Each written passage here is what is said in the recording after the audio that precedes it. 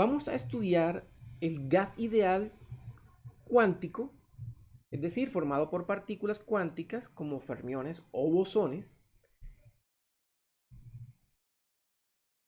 no interactuantes.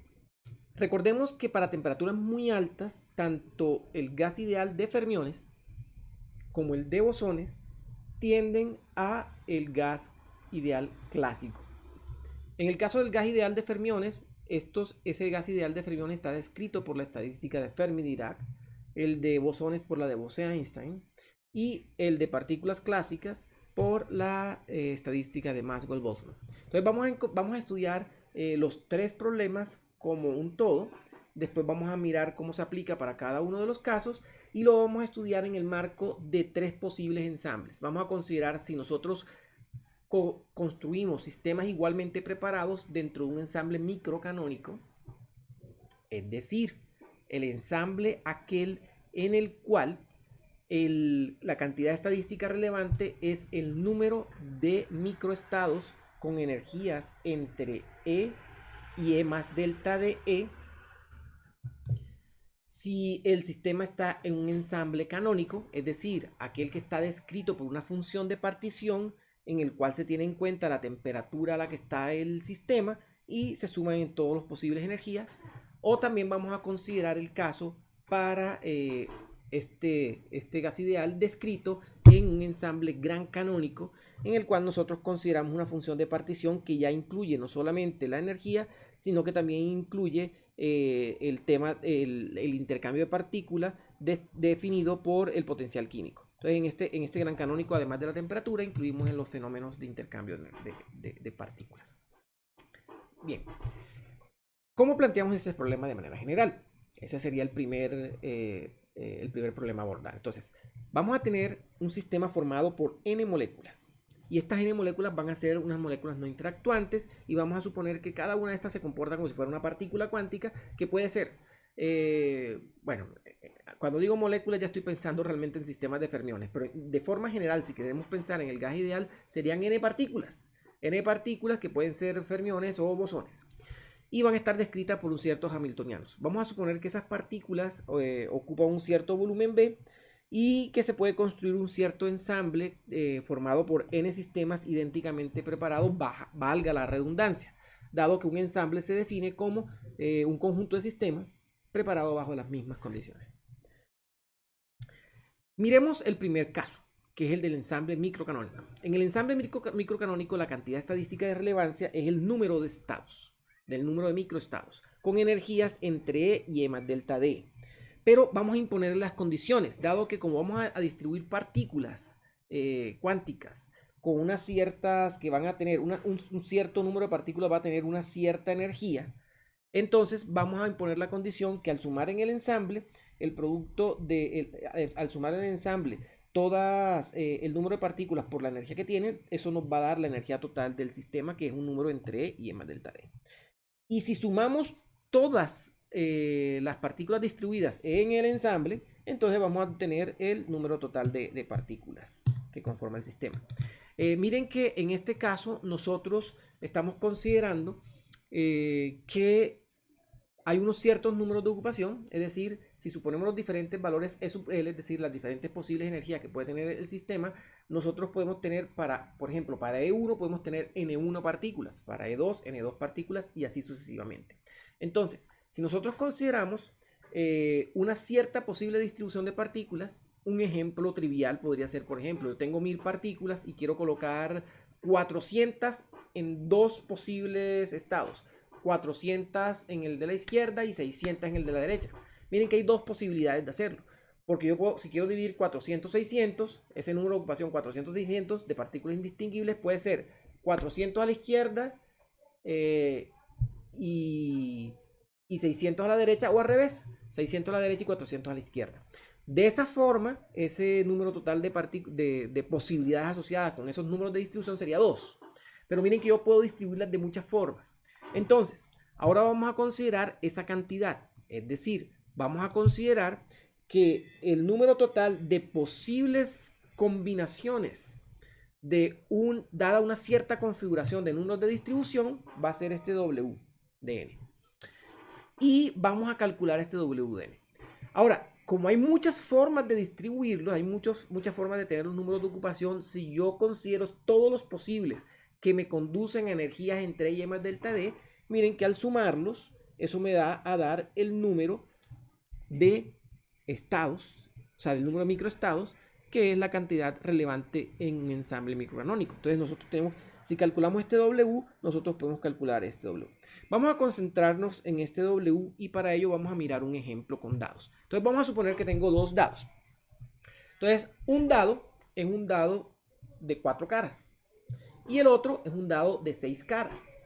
Y yo me pregunto, bueno, ¿cuántas posibles combinaciones tengo si lanzo esos dados?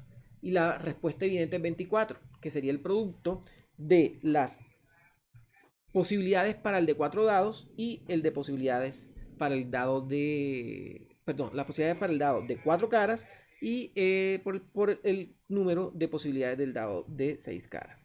Hay 24 posibilidades.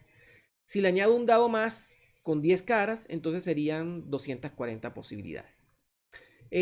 Aquí estoy suponiendo que cada dado manifiesta un solo valor. Entonces, en este caso, pues, el W minúscula va a corresponder con el W mayúscula y el producto de ellos me va a corresponder con el número total de estados que voy a tener en cuenta. Sin embargo, en casos más generales, donde hay más de una posibilidad de configurar las moléculas, entonces estos productos de cómo se pueden cada uno de los estados con energía SUL contar, cuántas posibilidades tengo para contarlo, el producto de todas esas cuentas me va a dar el valor correspondiente a este W. Entonces, miren que de esta forma ya encontramos cómo calcular el número total de posibles configuraciones dada una cierta distribución de números de ocupación. Y va a corresponder al producto de, para cada uno de los niveles de energía E sub L, cuántas combinaciones puede hacer. Entonces, por ejemplo, si yo tengo 3 niveles de energía y digo que este puede tener 5 valores, este 4 y este 3, 5 por 4, 20 por 3 me da 60, tendría 60 posibilidades. Dado que por las 5 del primero tengo también las 4 de este y tengo las otras de esta. Es decir, es evidente que el producto de cada uno por separado me va a dar el número total de combinaciones dado un cierto número de ocupación de estados. Ahora bien, vamos a calcular nosotros estas cantidades W sub L y vamos a mirarlas vamos a mirar cómo son esas cantidades para el caso de bosones, fermiones y el caso clásico.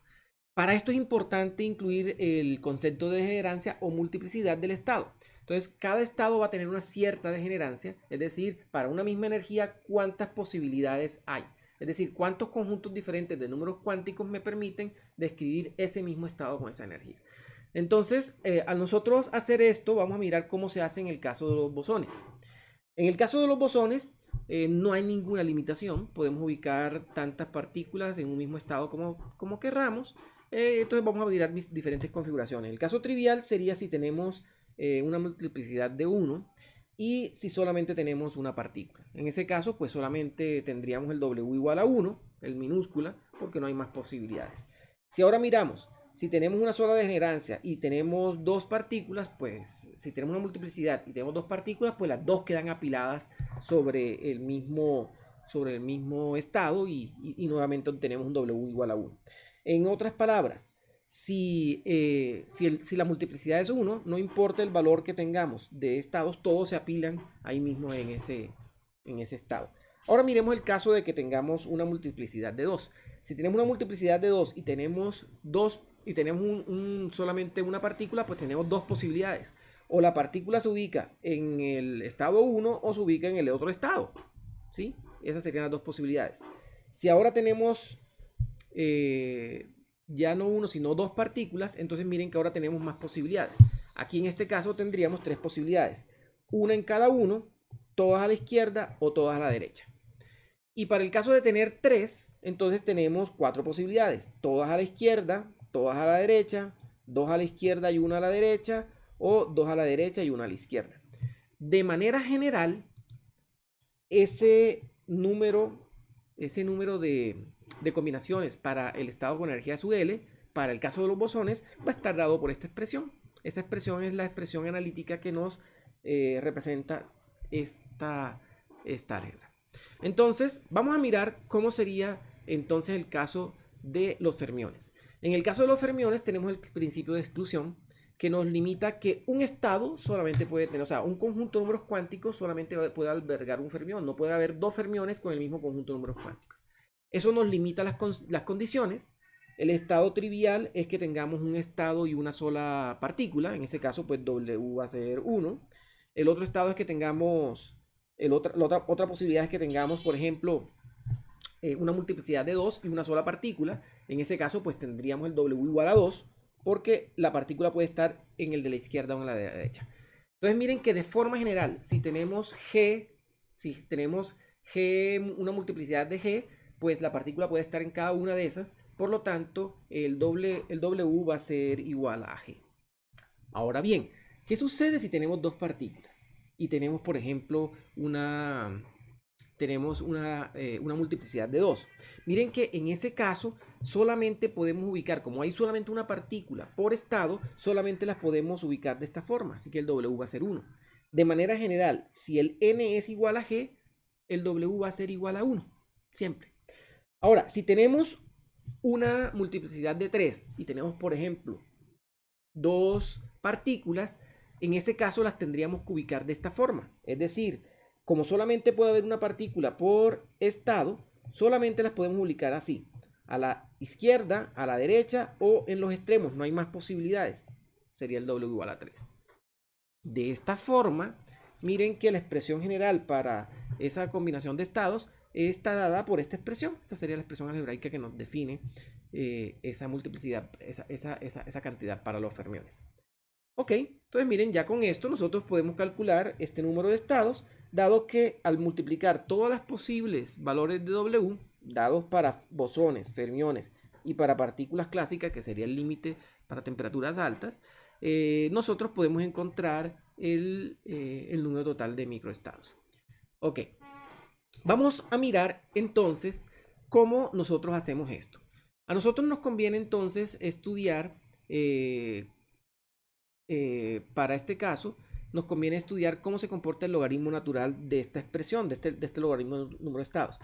Recordemos que la entropía de nuestro sistema va a estar dada por la constante de Boltzmann multiplicada por el logaritmo natural del número de microestados. Y para el caso en que nosotros estemos calculando esta cantidad, miren que esta cantidad para un sistema que está en equilibrio va a poder ser calculada en términos de aquella distribución que tiene la mayor cantidad de posibles microestados. Entonces, teniendo en cuenta esa cantidad con mayor posible de cantidad de microestados, nuestro problema se limita a encontrar esa configuración en la cual yo maximizo el número de microestados. Y cuando yo maximizo el número de microestados, entonces puedo encontrar todas las cantidades de interés. Sin embargo, aquí hay un pequeño detalle, y es que además de tener esta condición de encontrar cuál va a ser el conjunto, o sea, cuáles van a ser el conjunto de número de ocupación que me maximizan esta expresión de W, tengo que cumplir con dos condiciones adicionales: la condición de energía y la condición de número de partículas. Acuérdense que si nosotros queremos maximizar simultáneamente más de una ecuación, esto lo podemos hacer considerando multiplicadores de Lagrange. Entonces vamos a hacer uso de esos multiplicadores de Lagrange y vamos a buscar esas condiciones cuando la variación de las tres cantidades me dan un máximo, es decir, cuando esas variaciones sean igual a 0. Cuando esas variaciones sean igual a 0, estamos en el máximo, y esa sería mi condición de equilibrio. Es decir, en términos físico-matemáticos, sería encontrar esta condición de equilibrio. Ahora miremos, esa condición de equilibrio, como estos valores de W, que es en términos de los que van a tener, en los términos en que van a quedar al final explícita esa expresión, ¿sí? Esta expresión va a terminar al final explícita esos términos de W, que sería Esta W mayúscula es el producto de las W minúsculas. Y miren que estas W minúsculas tienen factoriales. Es importante aquí usar, dado que vamos a considerar números muy grandes, una aproximación. Y la aproximación de Stirling nos da una muy buena descripción de estos logaritmos naturales. Es decir, usamos la aproximación para el logaritmo natural de n factorial, que sería n por logaritmo natural de n menos n. Y con esta aproximación nosotros encontramos que esta condición se transforma a esta expresión. Despejando el valor que nos interesa, que es el valor esperado para cada uno de los n sub l, encontramos que esos números de ocupación quedan descritos por esta expresión. Si comparamos esto con lo que conocemos, recuerden que en una distribución donde tenemos estos parámetros, el que acompaña a la energía suele ser un parámetro que está asociado con el inverso de la temperatura, o sea, el parámetro beta. Y este que está acá sería el parámetro alfa, que sería beta por menos el potencial químico. Entonces, de esta forma hemos encontrado los valores esperados para estos números de ocupación para bosones, fermiones y partículas clásicas. El caso de la partícula clásica es para temperaturas muy altas, en donde el término de Boltzmann domina. Ok. Miren ahora que si nosotros hacemos lo mismo para el ensamble canónico, en donde ahora usamos la función de partición, vamos a encontrar exactamente lo mismo sin ponemos la condición de, la condición de energía viene del ensamble canónico, tenemos que imponer la condición del número de partículas.